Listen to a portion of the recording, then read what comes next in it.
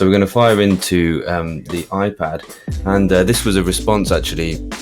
This was a response to somebody said, why not put the iPad through the same comparison matrix that you used last time to talk about those other devices?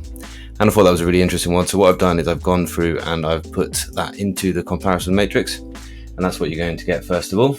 You're going to get some chat through what I think about the iPad compared to all the other devices that I have gone ahead and compared recently. So let's go into this straight away. For thinking and decision making, the iPad, no, it's not focused enough for me. So I'm only going to give the iPad a 4 for thinking and decision making. It's not focused enough by some distance, really. For communication, it is really good at that. It is a really good tool for communication. So just give it a 4 for thinking and decision making. But for communication, it is boss. But remember that the iOS is not necessarily better than any Android tablet, but it does hands down beat any Eink tablet. Of course, you've got that full LCD screen. You can do all of those things like Zoom chats. You can make video calls really well here on the iPad. This is an excellent device for communication. Video calls, it's really A+. Okay, but you're not going to want to type on it for any length of time, in my opinion. So for me, it doesn't get a full sort of 10 out of 10 on that one. Collaboration is good. iOS isn't that much better than any other platform for collaboration. I think Android on a Max Lumi is, maybe just as good, not quite 100% as good because the apps don't necessarily work all that well every single time on an Eink screen. So just an 8 for that one. But it does do really well on those two examples, communication and collaboration. Reading and learning, I just don't think you're going to want to read and learn on this device. I've put it on a par with some of the kind of color Eink devices, but I think for reading, really, you're still going for the crisp and clear Eink screen, black and white Eink screen, really. You can't read comfortably for any length of time, in my opinion, on an LCD.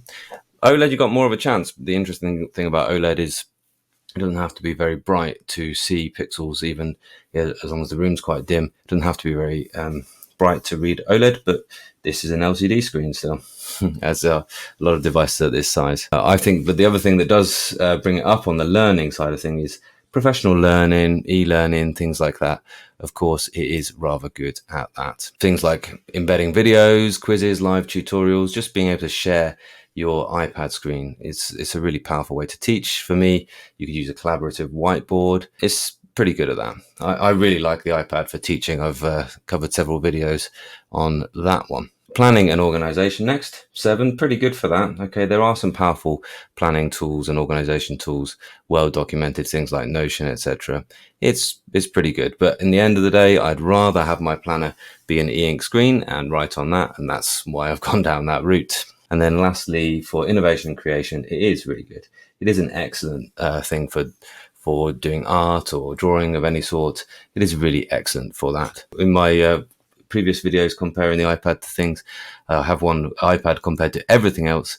Actually, it's not far behind a desktop PC in terms of innovation and creation, I think, and drawing, etc. And especially right now with the M series chips, the M2 they're up to in an iPad, it's as powerful as a desktop PC. It's really excellent. And part of me is actually seriously considering the Mac Mini because that's an M2 chip for about, was it $599? I'm sure I probably won't be switching to Mac anytime soon, but I will have to see what Intel and the x86 is actually up to when a decision comes around. So 43 in total, which is a really good score. The iPad does make sense for a lot of reasons. It's not the thing for every single reason. And I think really when I think about the iPad, I think it's the best across the board, but it's never the best in any one particular use. Now that this professional behaviors comparison that I've gone through so far, this way of comparing, it's a bit flawed because on this, the Big Me and Goody Reader does actually come out as the top scoring device here. And I just don't think that that's correct. So I looked into making a new way of comparing. And so we'll come on to that in a little while. We're just going to, I'll show the scores, but I'm not going to go into as much detail. But if you do want more detail, some more iPad versus kind of content, do let me know. The iPad is good, but it just isn't Eink. So I do think that this isn't the best comparison the best way of comparing it that I've just gone through there. So here we are. I'm just going to talk about the sort of main surprises really, and any kind of really key interesting things here about the iPad. This is my use cases. Okay, the use cases comparison. It's not great for writing, it's not great for reading, but it is one of the best tools for art. I'm actually giving it a 10. But I think actually a lot of people, if you're an artist, if you like drawing and sketching, I really do think that the iPad is an excellent tool for that.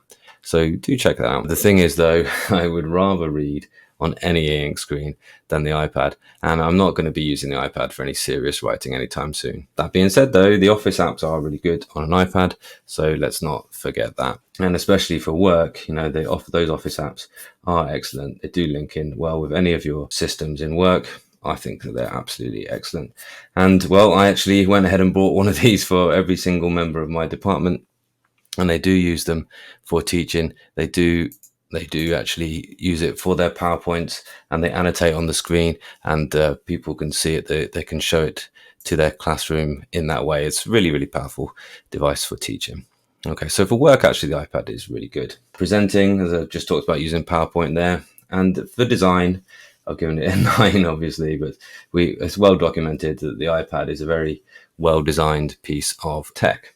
And actually, we do see it really leading the way, and we see lots of other devices kind of trying to catch up to the iPad. So it is a really excellent thing for it in terms of the way it looks and the way it handles its design. Lastly, the third way of comparing, well, the iPad doesn't have much in the way of its own sort of reading app. I mean, it's probably got Apple Books or something like this, but certainly isn't sort of giving Kindle or anything a run for money there.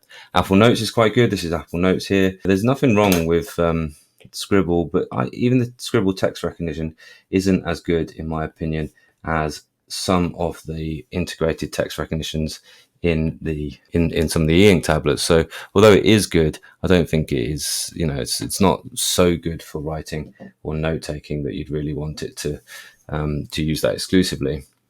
For other apps though, it's excellent. I do think that the Android apps are good, but the iOS apps is even better. And even now you can get full Photoshop pretty much. You can get full video editors like DaVinci. You're just absolutely away with other apps on the iPad. It really is excellent. The pen and screen feel is bad.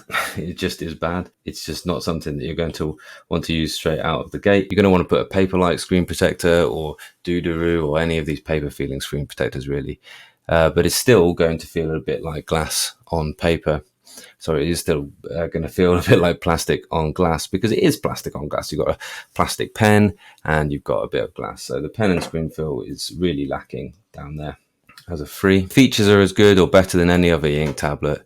And they're bringing desktop beating processors to the system. So the hardware features on iPad are excellent as well. So you can see it's got a 10 there. Apple customer service is really good. I've got a bit of a story to tell about Apple customer service. So my wife actually, we had a really quite old MacBook Air, and it was 2011 MacBook Air, and it was aging. This was probably around 2016, and its battery died. We went into the Apple store and we organised a repair for it, and they told us a price. Can't remember what that price was, but it was 170 odd pounds. When we got there to pick it up, they said, okay, that'll be 230 or something. That was a bit more. And we said, no, you'd said this, and we've got it in writing and everything like that. And the guy went away and he came back and he said, okay, so we're absolutely right. That is the price we said. So we've changed the price again. It's now £0.0. Thank you very much. And I think what it is with Apple is they would rather you leave that Apple store, they'd rather you leave with a smile on your face rather than you leave disgruntled, because again, it's that they want that buying experience. They want everyone to buy into Apple and sort of feel really good in the Apple store. They want everyone to come in and have that retail experience. And so they really did not want to let us leave unhappy. They didn't want disgruntled looking people leaving the Apple store. And that's an interesting one. So I do think that's quite good. There's an interesting thing about the cloud. It's fine. I like the way that you can get a new iPad, get a new iPhone, and it just brings all of your data, everything. Absolutely everything carries across from one to the next. That's really good. And updates, maybe can we finally forgive Apple? You tell me in the comments if you can finally forgive Apple for the battery the battery gate with updates that they had, where they were kind of updating their devices to give them a shorter lifespan. So lastly, just to sum that up, on this ranking, it still comes out at the top, but not by much. You can see here the iPad is, this is actually snipped off the things, but this is the Ultra line at the top there, which is 85. So that's the Ultra right at the very top there. And that is winning in both. And on this use cases, the iPad, you can see it doesn't come out at the top. It's around about a Kindle Scribe, actually. I seem to have ranked it down there. So cool, man. I hope that's been useful for you to think about whether an iPad is going to be for you, or indeed if an Eink tablet is going to be for you. That was called "I Put an iPad into the Matrix," which I thought was quite a title that might end up being a bit of a thumbnail later. I put an iPad into the Matrix, and here's what we found out.